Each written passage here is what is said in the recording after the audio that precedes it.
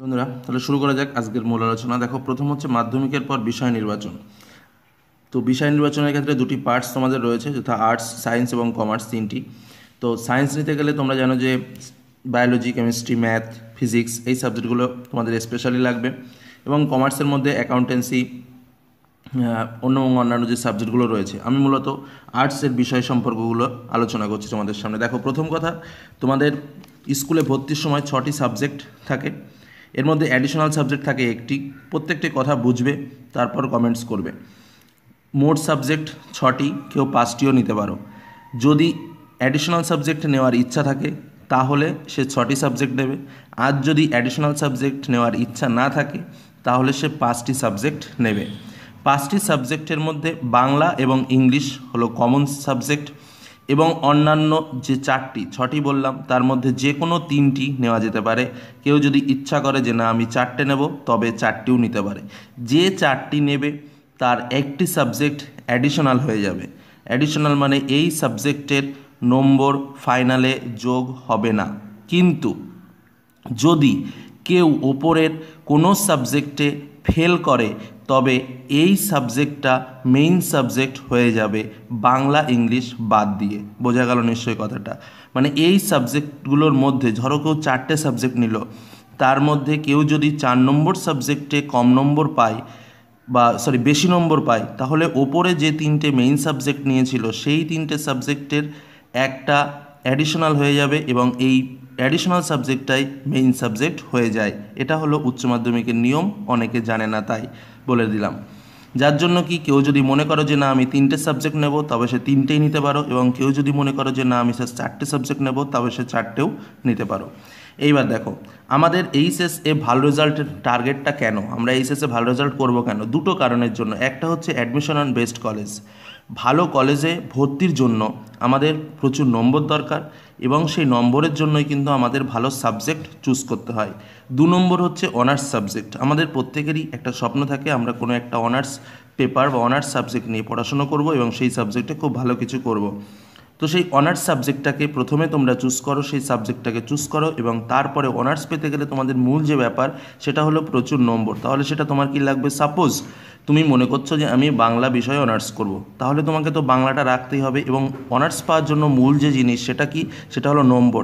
তাহলে best carrying যে নম্বর সাবজেক্টগুলো আছে সেই 3টে সাবজেক্ট নিয়ে নাও, তাহলে তুমি ইজিলি ভালো নম্বর পাবে এবং বাংলাতে অনার্সও পেয়ে যাবে। অকারণে হার্ডি সাবজেক্ট নিয়ে নম্বরটা তুমি কম পাবে, মাঝখান দিয়ে অনার্সটা কেটে যাবে বা সাবজেক্টে অনার্সটা নিতে পারবে না, সেরকম করো না। এবার দেখো, চুজ অনার্স সাবজেক্ট। দেখো, অনার্স সাবজেক্ট কিন্তু অনেক কিছুই আছে, আমি পরপর বলে দিচ্ছি। দেখো, Bengali, English, geography, philosophy, history, education. Geography নিয়ে একটা কথা বলবো, যারা জিওগ্রাফিতে অনার্স করতে চাইছো তারা পাশে অবশ্যই ইকোনমিক্স বা ম্যাথ রেখো, কারণ অনেক ভালো ভালো কলেজগুলোতে এখন ইকোনমিক্স বা ম্যাথ ছাড়া জিওগ্রাফি অনার্স পাওয়া যাচ্ছে না। বেশ, আরও কী কী সাবজেক্ট রয়েছে দেখো, computer application, fine arts, Sanskrit, biology, anthropology, nutrition, economic, geography, pol science. এইগুলো হলো বেস্ট, মানে আমাদের ওয়েস্ট বেঙ্গলের মধ্যে বেস্ট যে সাবজেক্টগুলো আছে সেই সাবজেক্টগুলো আমি বললাম।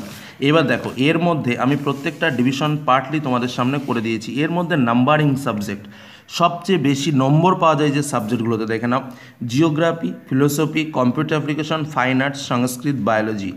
এই যে সাবজেক্টগুলো বললাম আমি, দেখো geography, philosophy, computer application, fine arts, Sanskrit এবং বায়োলজি, এই যে সাবজেক্টগুলোতে, এই সাবজেক্টগুলোতে কিন্তু সবচেয়ে বেশি নম্বর পাওয়া যায়। কথাটা মনে রাখবে একদম স্পষ্টভাবে। এর সঙ্গে অ্যানথ্রোপোলজিও আছে এবং নিউট্রিশনও রয়েছে।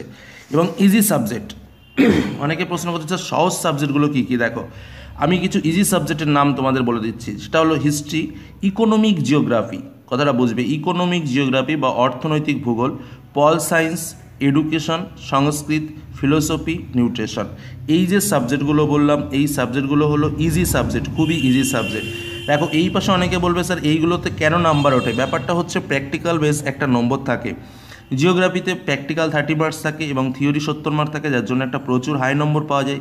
ফিলোসফিতে যে তোমাদের পার্টটা রয়েছে ক্লাস 12-এ টোটালি লজিক পার্ট, যার জন্য এখানে প্রচুর নম্বর পাওয়া যায় 95+, মানে এই যে সাবজেক্টগুলো দেখতে পাচ্ছ প্রত্যেকটা 95+ নম্বর থাকবে। ফাইন আর্টস এমনই একটা সাবজেক্ট খুব কম স্কুলে আমাদের ওয়েস্ট বেঙ্গলে আছে, কিন্তু এই সাবজেক্টে তোমরা জানো না 60 মার্কের প্র্যাকটিক্যাল আর 40 মার্কের থিওরি। তার মানে বুঝতেই পারছো যে এই সাবজেক্টটা যদি কেউ পেতে পারে তাহলে সে কীভাবে নম্বরটা তুলতে পারে। সংস্কৃত, বায়োলজিতে 30 মার্কস, তো এই সাবজেক্টগুলোতে কিন্তু প্রচুর নম্বর ক্যারি করা যায়। আচ্ছা, ইজি সাবজেক্ট, অনেকে মনে করে যে না স্যার আমার ম্যাথ ক্যালকুলেশন এসব আমি পছন্দ করি না, আমাকে একদম সহজ সহজ সাবজেক্ট দিন কিন্তু আমি ভালো নম্বর পেতে চাই। তখন তার কী কী সাবজেক্ট দেখো, তখন history, economic, geography, pol science, education, Sanskrit, philosophy, nutrition, এই সাবজেক্টগুলোর মধ্যে সে চুজ করতে পারো, তাহলে সে অবশ্যই ইজি সাবজেক্টের মধ্যে ভালো পাবে। এবার দেখো তাহলে দুটো মিলে আমি একটা জিনিস পেলাম, নাম্বারিং অ্যান্ড ইজি, মানে নম্বরও উঠবে এবং সহজ সাবজেক্ট যেগুলো আছে সেগুলো আমি একটু বলে নিচ্ছি। দেখো education, Sanskrit, philosophy, geography, fine arts এবং নিউট্রিশন, এগুলো হলো নাম্বারিং সাবজেক্ট এবং ইজি সাবজেক্ট, মানে পড়তে কোনো কষ্ট নেই, একবার রিডিং পড়লেই এটা কমপ্লিট। এবার দেখো best demandable subject. Demandable subject মানে দেখো আমরা তো শুধু সাবজেক্ট নিয়ে পড়লেই হবে না, তার মধ্যে আমাদের তো চাকরিটা করতে হবে, তাহলে কোন সাবজেক্টে আমরা চাকরিটা বেশ পাবো। দেখো আর্টস ডিভিশনের ভেতরে সবথেকে বেস্ট, সবথেকে গুরুত্বপূর্ণ হলো ইংলিশ, যেখান থেকে তুমি বিভিন্ন জায়গায় যেতে পারো এবং বিভিন্ন ক্ষেত্রে চাকরিটা পেতে পারো। বেঙ্গলি, নেক্সট জিওগ্রাফি, হিস্ট্রি এবং সংস্কৃত। যদি অনার্স করার ইচ্ছা থাকে আমি আমার সাজেস্টিভ বলবো এই 5টা সাবজেক্ট বেস্ট চুজ করো। তবে একটা কথা বলে রাখি, প্রত্যেকের নিজস্ব একটা ভাবনা থাকে, নিজস্ব চিন্তা ভাবনা থাকে, সেইটা সবার ওপরে, আমার এই কথাটি সবার ওপরে নয়, এটা আমি আমার ব্যক্তিগত অভিজ্ঞতা বললাম, কারণ এই সাবজেক্টগুলোর ডিমান্ড সবসময় বেশি থাকে, ইংলিশ, বেঙ্গলি, জিওগ্রাফি, হিস্ট্রি এবং সংস্কৃত। যাই হোক, তবে যদি কারো পল সায়েন্স নিয়ে পড়তে ইচ্ছা করে অবশ্যই সে পড়বে, মানে সেটা তার ব্যক্তিগত ব্যাপার। আমি বলেছি জাস্ট ডিমান্ডেবল, সবচেয়ে বেশি পরিমাণ জব এইগুলোতে পাওয়া যায়। ফিউচার প্ল্যান সম্পর্কে আমি একটু কথা বলবো। দেখো গভর্নমেন্ট জব পেতে গেলে মূলত আমাদের দুটো পার্ট আছে, একটা টিচিং এবং একটা অফিসিয়াল। টিচিং মানে যথারীতি স্কুল শিক্ষক, প্রাইমারি শিক্ষক, কলেজ শিক্ষক, তো এই জিনিসগুলো থাকতে গেলে তোমাদের অবশ্যই এই যে উপরে যে প্যাটার্নগুলো আমি বললাম সেই প্যাটার্নগুলো মেনটেন করে পড়তে হবে এবং ভালো সাবজেক্ট অনার্স করতে হবে, এটা তোমাকে নির্দিষ্ট রাখতেই হবে।